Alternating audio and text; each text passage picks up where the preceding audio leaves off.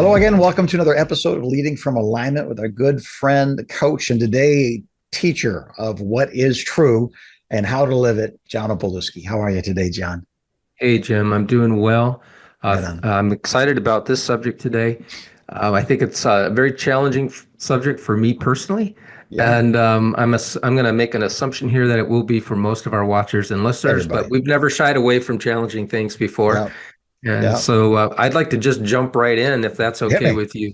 Do it. Yeah. So the title today is called "The Power of 40," and I don't Yeah, mean like the power of reaching age 40 or yeah. something like that. You'll get the idea of what we mean by the title here in just a minute.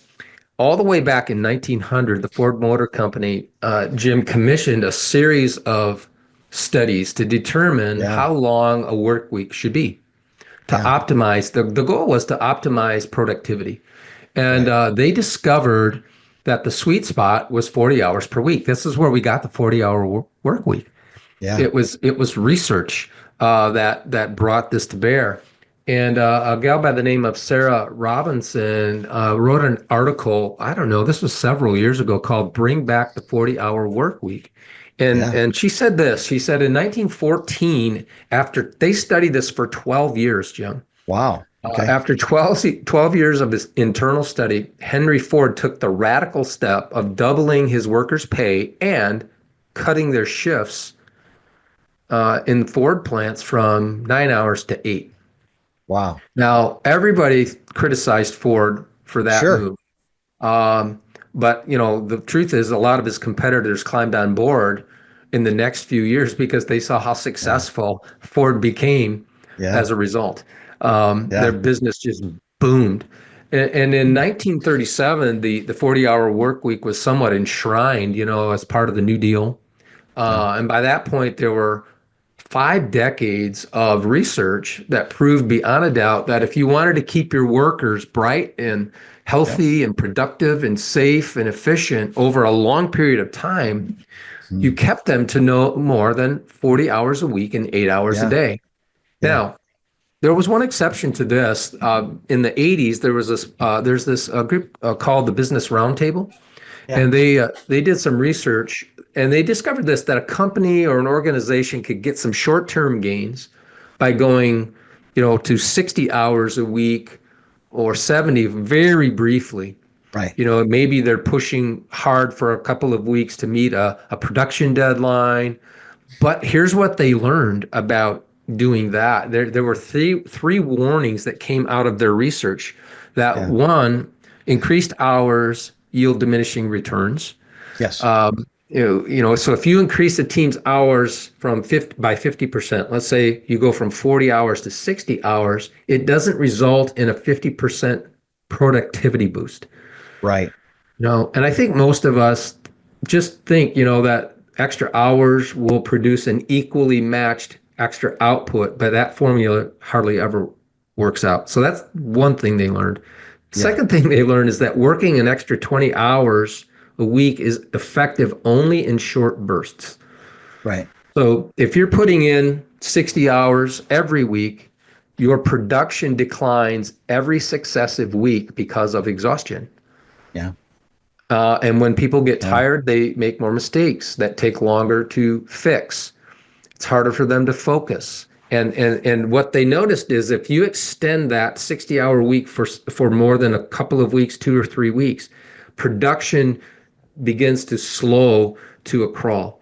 Yes. And here's kind of the kicker on this. That same business roundtable study revealed that after 8 of those 60-hour weeks, the fall off in productivity, Jim, was so dramatic that the average team would have been equally productive if they stuck to a 40-hour week all along.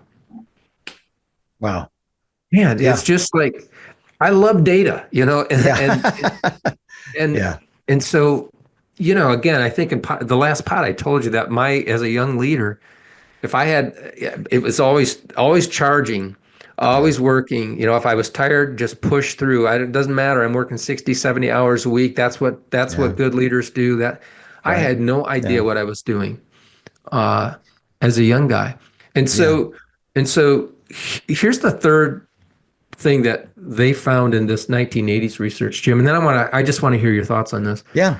That once that short burst, let's say you do a 3-week burst of extra hours, once that burst is over and your workers go back to 40, it takes several weeks for them to return to their normal output. Right. So for a while, you get significantly less than a full 40 out of them in terms of production. So I Yeah. want to stop there, and I would because I just kind of backed the dump truck up and dumped a bunch of stuff, but I'd love to hear what you're thinking. Yeah, well, I think it's really interesting, isn't it? That if you demand more than we're created to give, there are consequences. Yeah. Working 7 days a week instead of 6 days a week, working, beyond daylight hours, what the average of the daylight hours would be throughout the course of the year. There's a consequence to that. It's almost as if the one who designed us with certain limitations. And I know some people have a greater capacity than others, but even then I go, well, Yes, greater that's true. capacity, but for a season sometimes, right? Because the guy that's Hmm. succeeding working 80 hours a week will always tell you the story of the consequence to his soul, to his marriage, to his sanity, to his That's sobriety. right. We cannot exceed gravitational forces, regardless of how much free will we have to exercise against that force. And I think the same is true. I don't think we're fighting, Henry Ford. I think we're fighting God when we go beyond Mm. our creative limitations. And I think the other thing too is that as pastors and if you're a business leader, there's a certain realm of creativity, and I can't create when I'm exhausted. I can repeat what I've Me done. I either. can I can regurgitate last year's sermons. I can regurgitate last year's themes. But I can't. It's funny. I almost need boredom to come up with my best stuff. I need to mow the grass. I need to take a walk. I need to plow the Yeah. snow. I need to do some redundant. Like a part of my brain is occupied as I'm driving, but there's another part of my brain that's totally free to wander about. And in those times, I Mm. can hear God's voice. A series come to mind. I write things down afterwards. That never Hmm. happens in my 9 to 5 every day, pushing to the next appointment, next appointment, next appointment. It always happens Yeah. in the stillness. So even in the realm of pastoring, I think at the end of your 8 hours, or maybe as part of your 8 hours, you should go for a walk. You should Hmm. maybe play 9 holes of golf. You should maybe go fishing with somebody to talk about a dream you have. But I agree completely. I think that if we push more, push more, push more, we get more is not true. And there's a consequence if Right. we continue to push.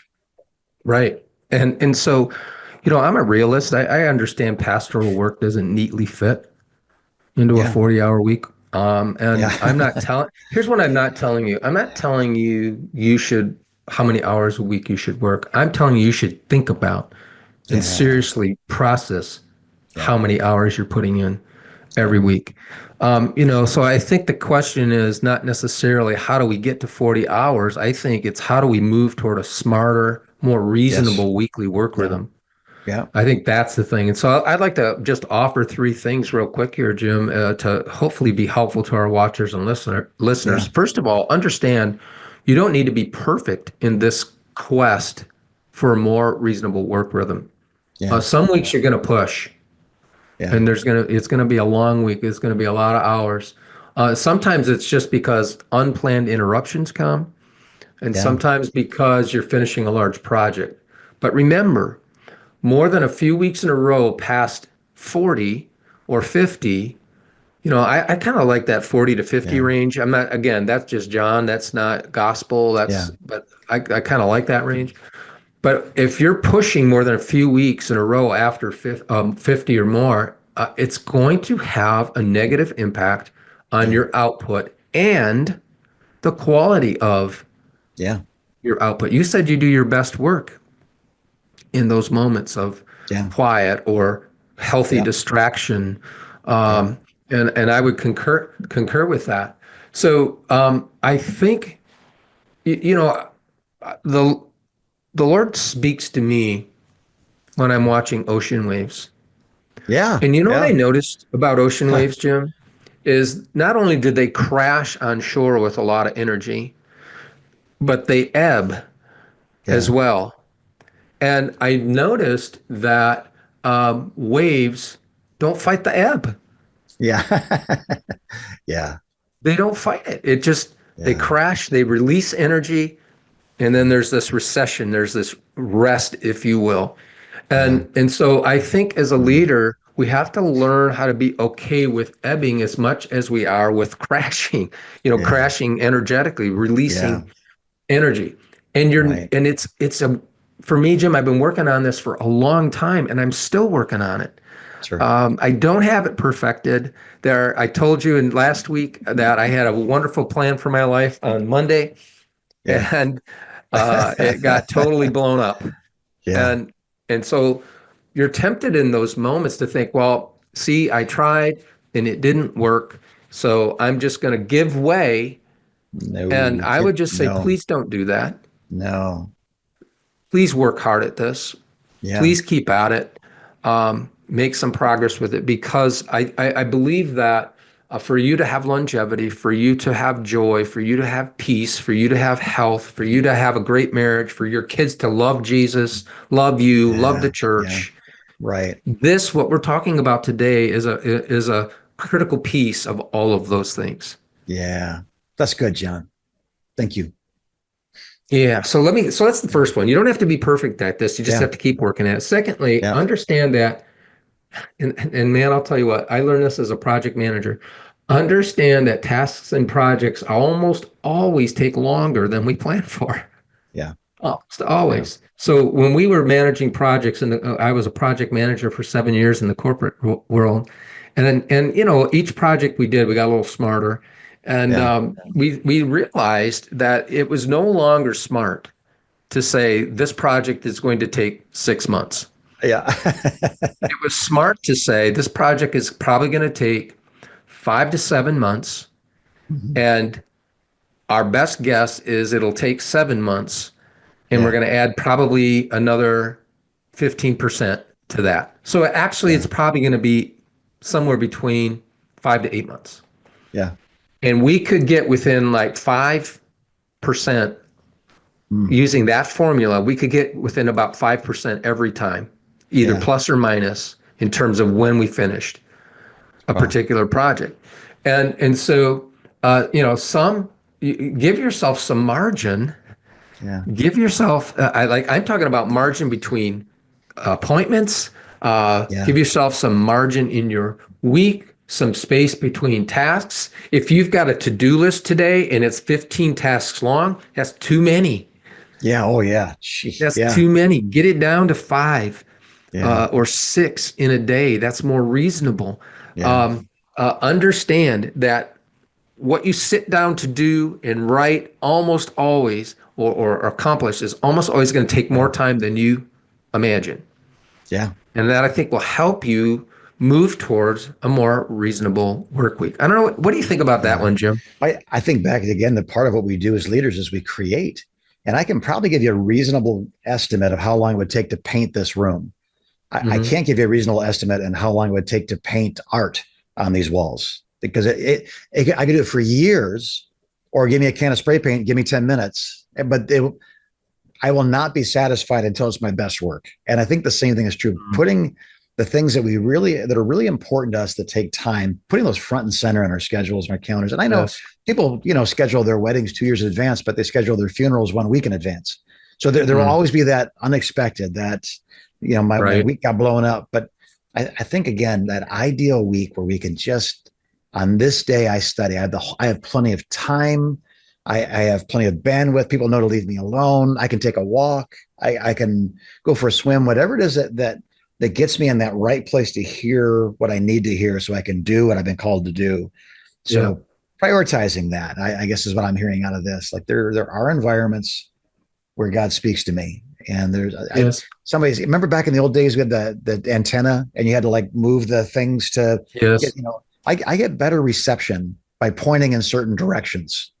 And I get nothing if That's I point in good. other directions. So positioning our lives, our schedules around this thought of, I'm going to need to hear from God. Yes. I mean, on a daily basis, what best positions me to be the best version of me for His glory? That's a good question for us to ask ourselves. Yeah. And so let me give one more thought here, Yeah. Jim, and then I'll have you wrap us up. Okay. And that's to understand your own rhythms. And here's what I mean by that: your schedule rhythms Yeah. and your schedule boundaries. Um, Pastor, you may not know this, or you might. Time is your most precious commodity. Yeah. If you're in your 20s, you're going to think, I got all kinds of time. Yeah. If you're my age, you understand that's not true. Yeah. Time is your most precious commodity. And if you're a full-time lead pastor, whether you know it or not, you have a lot of control over your calendar. Yeah. If you're full-time, you have a lot. I want you to believe that. Some Yeah. of you believe that your people have control over your calendar or your team has control over your calendar or somebody else. No, you have a lot of control over your Yeah. calendar. Now, if you're co-vocational, man, you're going to have to work really hard at getting to a Yeah. reasonable pace. And it might take you a lot longer to get to health than it does somebody who's full-time. Yeah. If you're an associate pastor, you have less control over your schedule than a lead pastor does, but you don't have zero control over your Right. calendar. I've gone to my boss and all, multiple bosses in my career, Jim, and have said, can we do something about the pace? Yeah. Here's what's going on with me. I love working here. Yeah. I love working with you, but I've been But pushing for the last however long, yeah. and I'm really starting to feel it. Right. Is what can we do? Can we talk about what we might be able to do about that? Yeah. That's a lot different tone than coming in and demanding. That's not a Yeah. demanding tone. It's a collaborative invitation with your Right. boss. If Right. you're an associate, to say, hey, this is Yeah. really starting to. Now, if you're a full-time associate and 30 hours a week is killing you, you're going to have to develop some muscle. Yeah. All right.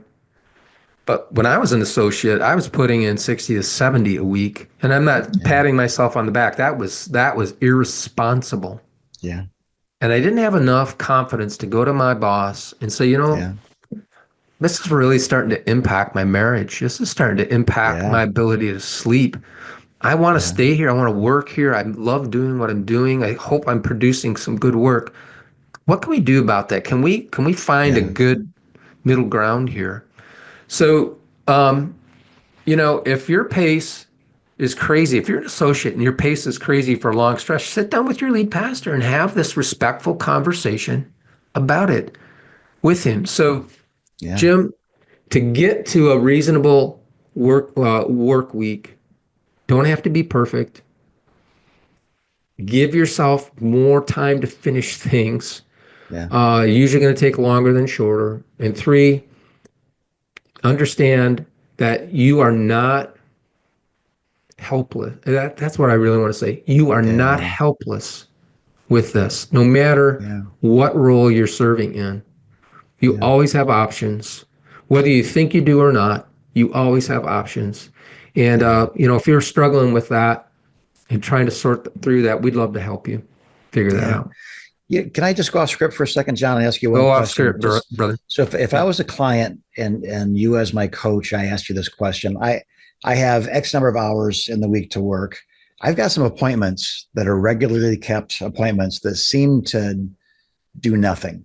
Mm-hmm. I feel like I'm wasting my time or I'm not productively using my time, but they're expected of me. I'm supposed to be at this meeting and that practice and this Mm-hmm. thing. And then this guy wants to meet every week. And so we've been meeting every week and all these requests and evening appointments. And how would I know the difference, or how would I get the courage? Maybe is the question I have, to say to the guy I've been meeting with for a year, we're not meeting anymore, because I've Yeah. heard you say the same thing 52 weeks and you've done nothing about it, or this is not the Yeah. best use of my time. I don't want them to feel unloved, but Yeah. I can't continue to invest in things that don't produce the outcome that I owe to the Lord, an outcome different than what comes Well, out of this time. and you said something really important there at the end. I mean, the whole thing you said was important, but God's going to hold us accountable for Mm, how we manage and steward our calling. And part of yeah. stewarding our calling is, where am I spending my time? Yeah. I would say this: if you've been meeting with somebody every week for 52 weeks and they're not making any progress, they're not doing the homework, they're Yeah. not trying, you've been at it probably 46 weeks longer than you should have been. I agree. But how many pastors do you know, though, that have that standing appointment with the angry person or the hurt person or the Yeah. sad person? Yeah. Yeah. Thank you, John, for saying that. I think people need to have permission from people like you to say it's okay to not have that appointment anymore. And yes, will be a difficult conversation, but yeah.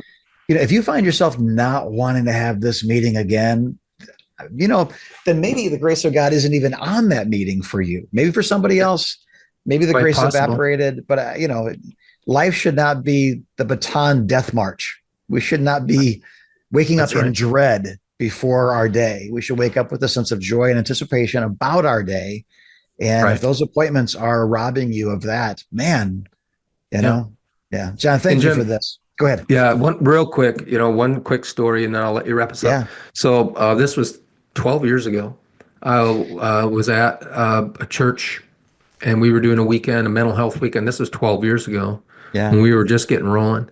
And we were staying overnight at this particular pastor's house. And on Saturday morning, we got up for breakfast, and he looked like a truck had run over him in the morning. And I said, "Are you all right?" And he says, "Well, I had to get up last night I got a call at 2 a.m, and one of our parishioners was at a hospital 50 miles away and said, 'Pastor, I need a ride home.'" So he says, I got up, I went and I said, she couldn't get a ride. You're the only person she could get a ride from? And he said, "Well, no, but you got to understand, John, this person, I've been working with her for a little over a year." And I said, "Well, what does that mean?" And he said, "Well, she calls me every day at 9 o'clock and we talk for an hour." Okay, so this is verbatim. I'm not exaggerating. Yeah. And right away, I had to bite my tongue because the first thing that was going to come out of my mouth wasn't going to be redemptive. It was. Yeah. I asked him, "Well, that seems a little odd.